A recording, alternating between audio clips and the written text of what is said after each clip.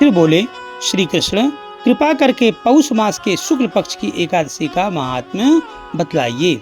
उसका नाम क्या है, उसे करने की विधि क्या है, उसमें किस देवता का पूजन किया जाता है। भगवान श्री कृष्ण ने कहा, राजन, पौष मास के शुक्ल पक्ष की जो एकादशी है उसका नाम पुत्रदा है। पुत्रदा एकादशी को नाम मंत्रों का उच्चारण करके फलों के द्वारा श्री हरि का पूजन करें। नारियल के फल, सुपारी, बिजौरा नींबू, जमीरा नींबू, अनार, सुंदर आंवला, लौंग, बेर तथा विशेषतः आम के फलों से देव देवेश्वर श्री हरि की पूजा करनी चाहिए। इसी प्रकार धूप दीप से भी भगवान की अर्चना करें। पुत्रदा एकादशी को विशेष रूप से दीपदान करने का विधान है। रात को वैष्णव पुरुषों के साथ जागरण करना चाहिए। जागरण करने वाले को जिस फल की प्राप्ति होती है वह हजारों वर्ष तपस्या करने से भी नहीं मिलता। यह सब पापों को हरने वाली उत्तम तिथि है। चराचर जगत सहित समस्त त्रिलोकी में इससे बढ़कर दूसरी कोई तिथि नहीं है। समस्त कामनाओं तथा सिद्धियों के दाता भगवान नारायण इस तिथि के अधिदेवता हैं।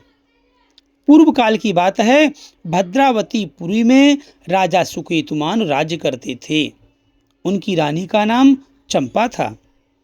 राजा को बहुत समय तक कोई वंशधर पुत्र नहीं प्राप्त हुआ, इसलिए दोनों पति पत्नी सदा चिंता और शोक में डूबे रहते थे। राजा के पितर उनके दिए हुए जल को शोकोच्छ्वास से गर्म करके पीते थे। राजा के बाद और कोई ऐसा नहीं दिखाई देता जो हम लोगों का तर्पण करेगा। यह सोच सोच कर पितर दुखी रहते थे। एक दिन राजा घोड़े पर सवार हो गहन वन में चले गए। पुरोहित आदि किसी को भी इस बात का पता ना था। मृग और पक्षियों से सेवित उस सघन कानन में राजा भ्रमण करने लगे। मार्ग में कहीं सियार की बोली सुनाई पड़ती थी तो कहीं उल्लुओं की। जहां तहां भालू और मृग दृष्टिगोचर हो रहे थे। इस प्रकार घूम घूम कर राजा वन की शोभा देख रहे थे। इतने में दोपहर हो गई। राजा को भूख और प्यास सताने लगी। वे जल की खोज में इधर उधर भटकने लगे। किसी पुण्य के प्रभाव से उन्हें एक उत्तम सरोवर दिखाई दिया, जिसके समीप मुनियों के बहुत से आश्रम थे। शोभाशाली नरेश ने उन आश्रमों की ओर देखा। उस समय शुभ की सूचना देने वाले शकुन होने लगे। राजा का दाहिना नेत्र और दाहिना हाथ फड़कने लगा, जो उत्तम फल की सूचना दे रहा था। सरोवर के तट पर बहुत से मुनि वेद पाठ कर रहे थे। उन्हें देखकर राजा को बड़ा हर्ष हुआ। वह घोड़े से उतरकर मुनियों के सामने खड़े हो गए और पृथक पृथक उन सबकी वंदना करने लगे। वे मुनि उत्तम व्रत का पालन करने वाले थे। जब राजा ने हाथ जोड़कर बारंबार दंडवत किया तब मुनि बोले, राजन, हम लोग तुम पर प्रसन्न हैं। राजा बोले, आप लोग कौन हैं? आपके नाम क्या हैं तथा आप लोग किस लिए यहाँ एकत्रित हुए हैं? कृपया ये सब बताइए। मुनि बोले, राजन, हम लोग विश्वदेव हैं। यहाँ स्नान के लिए आए हैं। माघ मास निकट आया है।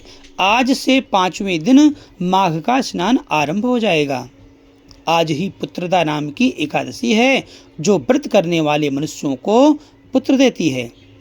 राजा ने कहा, विश्वदेवगण, यदि आप लोग प्रसन्न हैं तो मुझे पुत्र दीजिए। मुनि बोले, राजन, आज पुत्रदा नाम की एकादशी है। इसका व्रत बहुत विख्यात है।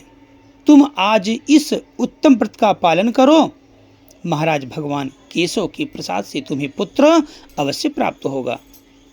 भगवान श्री कृष्ण कहते हैं, युधिष्ठिर, इस प्रकार उन मुनियों के कहने से राजा ने उक्त उत्तम व्रत का पालन किया। महर्षियों के उपदेश के अनुसार विधि पूर्वक पुत्रदा एकादशी का अनुष्ठान किया।